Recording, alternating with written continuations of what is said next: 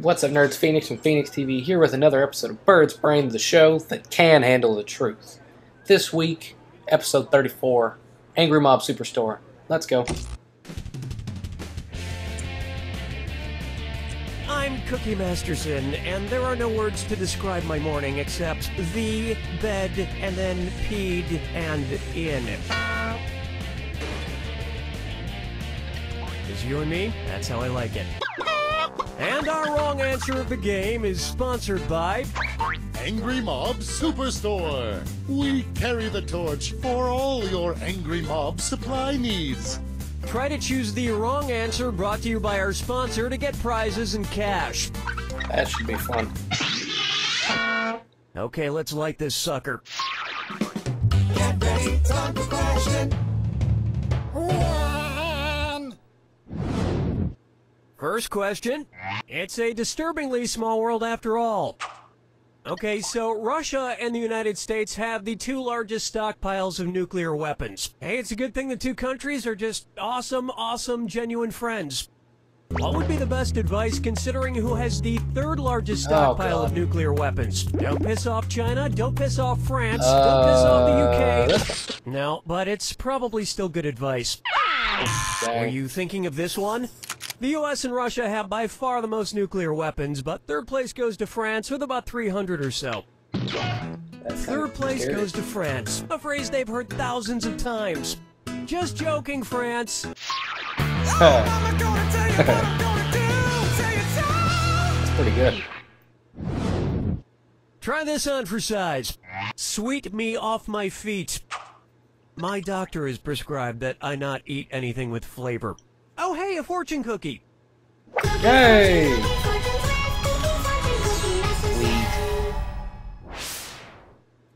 Okay, let's see what she says. You've got to break eggs to make an omelet. Who is not going to help me make an omelet then? A rattlesnake, a Komodo dragon, a sea turtle. What if They do. Where's that confounded right answer? Rattlesnakes and other vipers give birth to live young, so I can't make a rattlesnake omelet because there are no eggs to break. But they crisp up just fine for bacon.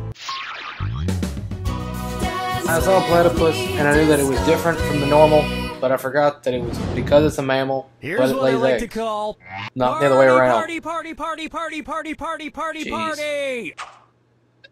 Which of these party games would be most terrifying to a claustrophobic? Okay. Spin the bottle, 7 minutes in heaven. This one. The classic party game, 7 Gotta go minutes in into a heaven, involves being locked in a closet for 7 minutes. Something someone with a fear of enclosed spaces would probably have trouble with. And that explains why all the girls I was trapped in closets with in high school were so unhappy. So many claustrophobics. So many more than you'd think. I'm sure, Cookie. At least you went to the party. This one's called Hang in There, Baby. To which hospitalized fictional character would it be most insensitive to send a motivational poster of a kitten hanging onto a tree branch? Holden from Catcher in the Rye, Finney from A Separate Piece, Yossarian from Catch-22, or McMurphy from One Flew Over the... Where is a giant Native American man to come over and smother you with a pillow when I need one? I don't know. Correct answer, show yourself. Finney ends up in the hospital after falling out of a tree and breaking his leg in the classic novel, A Separate Piece. And then later, he falls down and breaks his leg again. And, spoiler alert, I never finished reading the book, so I don't know what happens to him. 5 fingers! I call this one Optimus Primed for Action, and it's a dis or dat. Okay. I'm gonna read off 7 names, and for each one, I want you to tell me if it's the name of a character from Transformers, or the name of a brand of vibrators. If it's a Transformer, press the X button. If it's a vibrator, press the B button. Alrighty then, here it comes. See if I know any Transformers. Power Glide, Ultra Magnus, Bumblebee, Hoist, Golden Triangle, Revive, Pipes. Dang. That transformed into a pile of shit. At least I'm quick on these. That gets me a lot Just of make points sure back. you're clear on what's your vibrator and what's your transformer. You don't want to stick your transformer in the dark of the moon. Round 1 is complete, and your score is pretty much just fairly okay. Keep in mind, all the prizes are doubled in round 2. Yet another week Let's move of on, shall we? not great.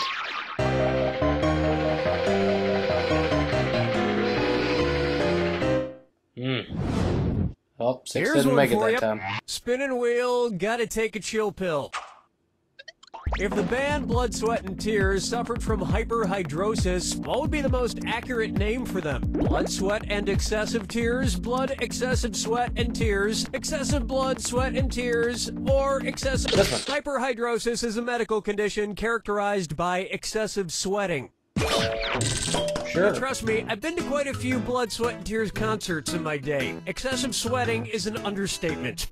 Question 7. Get up and shake your monkey bang. Say hello to Folgers in my athletic supporter. According to Alec Baldwin's famous speech in Glengarry Glen Ross, which of these future Hall of Fame baseball players should be allowed to have coffee? Derek Jeter, David Ortiz, Ichiro Suzuki, or Mariano Rivera? This guy. Oh, I'm gonna enjoy this. One right answer coming up. Mariano Rivera is a closer, a pitcher who comes in at the end to close the game, and coffee is also for closers. Alec Baldwin did such a great job playing an angry character. Now that is acting.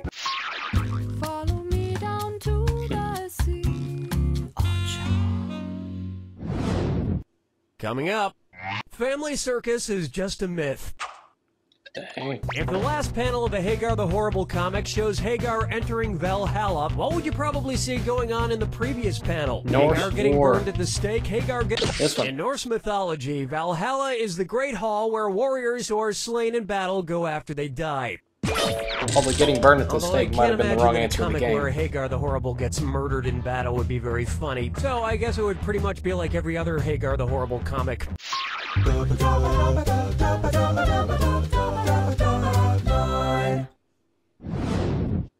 It's time for Take 2 tablets and call me in the morning. There's a lot of money in tablets, Kindles, iPads, etc., but I think there's more money in the accessories. Who would get the most out of a Kindle bindle? A tech-savvy shark, a tech-savvy hobo, a tech-savvy... A bindle is that sort of cloth bag at the end of a stick that hobos used to carry in cartoons all the time, and to a lesser extent in real life. And I bet that tech-savvy hobo would also have an app on his phone that directed him to the closest barrel fire / sad harmonica session.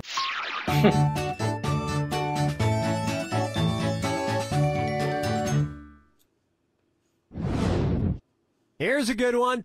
Laughing all the way to the slaughterhouse. Wow.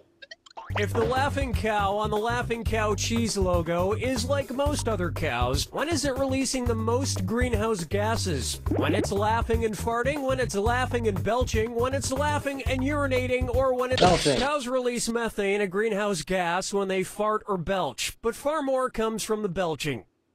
Sure. Sadly, one glacier melts every time a cow tries to burp the alphabet. He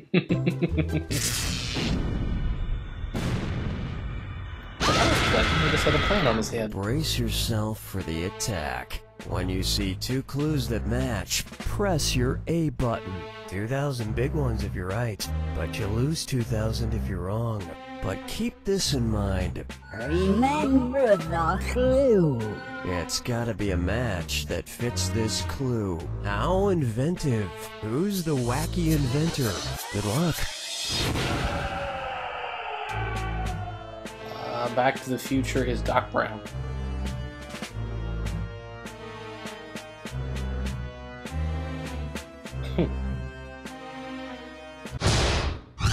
Dr. Emmett Brown. Almost got me. Flint was the cloudy with a chance of meatballs. The Nutty Professor was Dr. something. Wasn't it?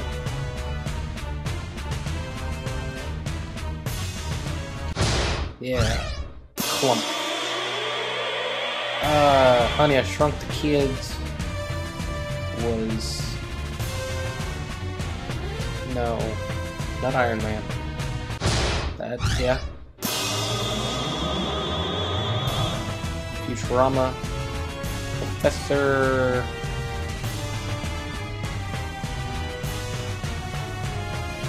Hubert Farnsworth. Great show. Family Matters, don't know.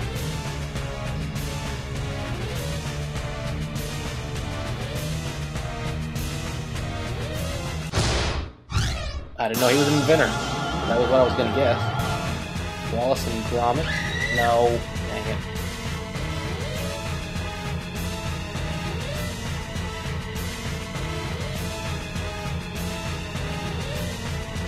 Dave Johnson. And Wallace from Wallace and Gromit is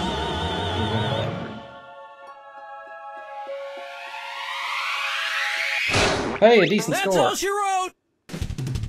People often think inventors are crazy until they come up with something incredible that people never even knew they needed. I bet people used to laugh at the ShamWow guy, but...